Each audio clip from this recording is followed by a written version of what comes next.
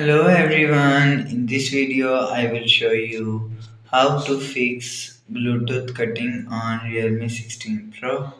Let's start the video. First of all, if you want to fix this problem, so restart phone, just click and hold power button and restart phone from here. After restart phone, you will see your problem is solved, but if it not solved, click on settings app. Now in setting, scroll down to end, click on system update.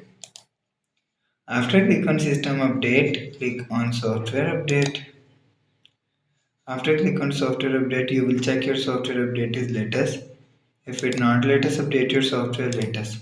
After update software, you will see a problem is solved. But if it's still not solved, again click on settings app. Now in setting, scroll down to and click on system update.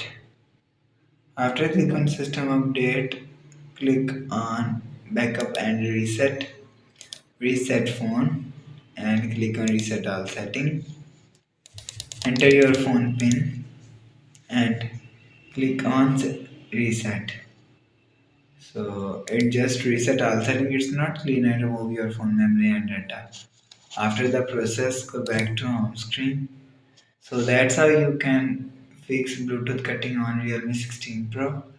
If you like the video, please subscribe. Thanks for watching.